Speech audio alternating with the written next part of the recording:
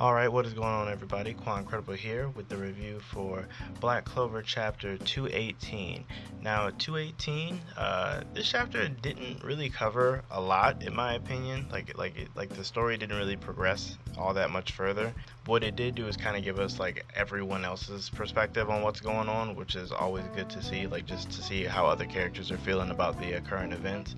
But it pretty much starts off with Sister Teresa basically, I guess, questioning why the Magic Congress, like what they wanted with Marie, which makes sense because I know a lot of people, myself included, were wondering how the Magic Congress even got Marie in the first place, considering that there's no way Ghost would just let them take her, but it appears that they just took her straight from the orphanage or the church and didn't really say anything. It even goes all the way out to a Hodge village with Sister Lily and the father and the rest of the orphanage kids basically saying that, oh, Asta is a wanted criminal. His other past enemies such as like Gildray and Ravici are like basically laughing at him. You know, he's finally become a criminal and all this, which is, it's, of course it makes sense that they went to these lengths, I guess, to pose Asta as a criminal throughout the capital, so people will be on the lookout for him just in case he does try to escape.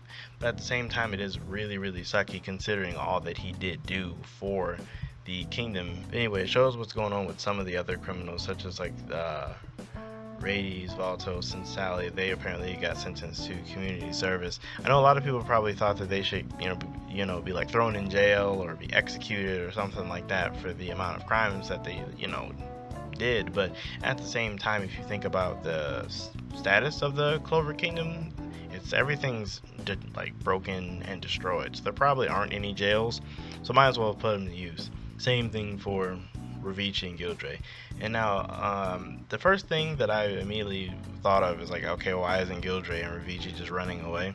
And I'm assuming that these handcuffs that they have on other criminals, they have to like limit magic or make it to where you can't use it at all, because I'm pretty sure even if Gildray could use a little bit of its permeation magic, he would just run. But after that, we go into another panel with Mimosa, Klaus, and I believe that's Puli in the background. I'm not 100% for sure, but it kind of looks like her if her hair was down.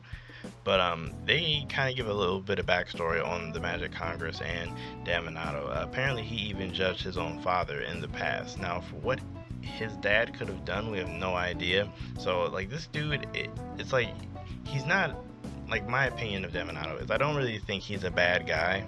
Like I do think he's a jerk and he's a bit cold, but you need people like this, unfortunately, who are willing to, I guess, put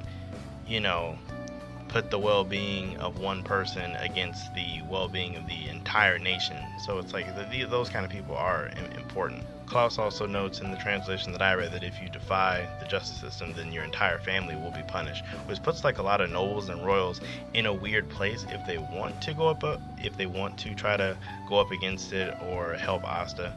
But I'll touch back on that a little bit later. So after all that, it goes back to the scene with Asta saving Marie inside of the Congress, and everybody was like, "Oh, this how Asta looks. He looks just like how the devils were described in the legends." Asta saying he can control his power. It's fine. It also gives this short little side piece, which I'm assuming this is the narrator saying that he's able to assume, or not the narrator, but like Asta. Like almost Asta narrating to himself, like, oh, he can assume his black form for a short period of time now. And it's actually kind of cool how they did this, just saying a short period of time now. So I'm assuming that his black form now might be similar to how Yuno's spirit dive form is. Like kind of like how Yuno can just be in his form for some like undisclosed amount of time. But so that's kind of how it is now.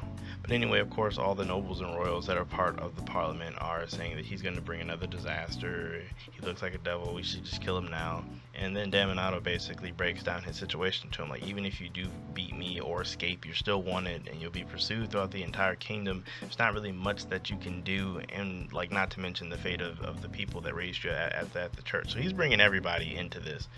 So basically he's saying, like, you should just let yourself get judged, and then the other Magic Knights and Marie and the people at the church will be fine.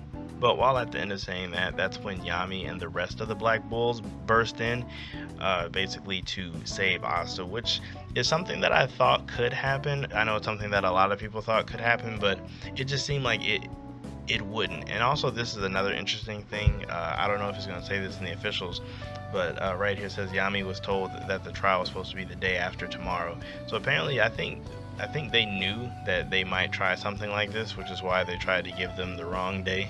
But it's definitely dope to see like the entire Black Bull squad all together. I think this is like the first time that we as a reader has seen them all together at the exact same time.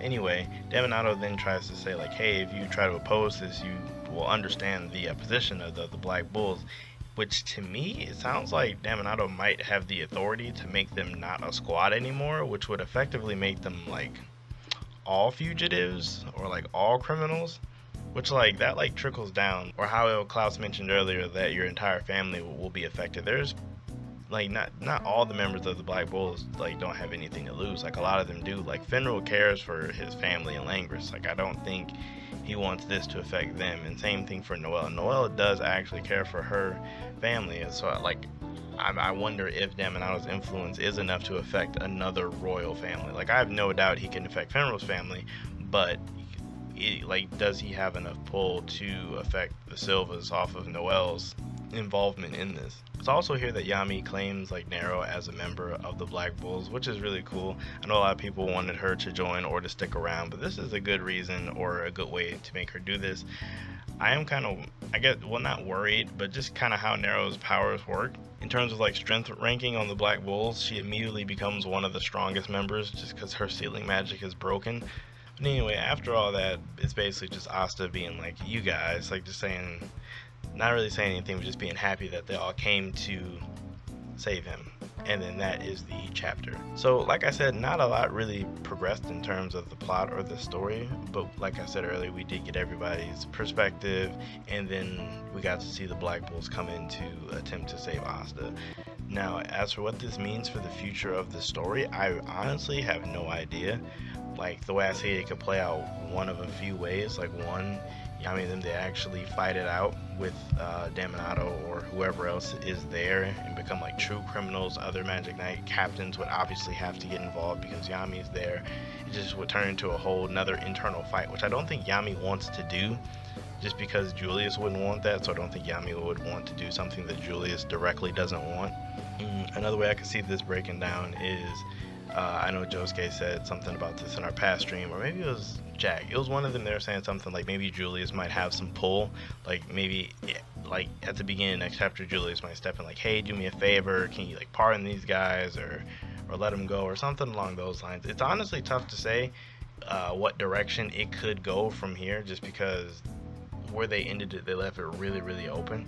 I guess if you guys have any predictions on what you guys think might happen from here, I'd love to hear it, because I honestly think they're just gonna have to fight it out and then go on the run. But I don't really know how they could tie that back into the story if they do it that way. But that's just me.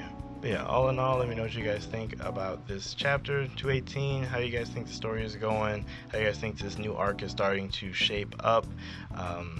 So far, I'm enjoying it just because of how open it is. Like I said earlier, they could go a lot of different directions here. So overall, I guess I'm just really interested to see which way the story goes. But yeah, outside of that, like and sub if you enjoyed the video. I'm Quancredible, and I'll catch you guys next time.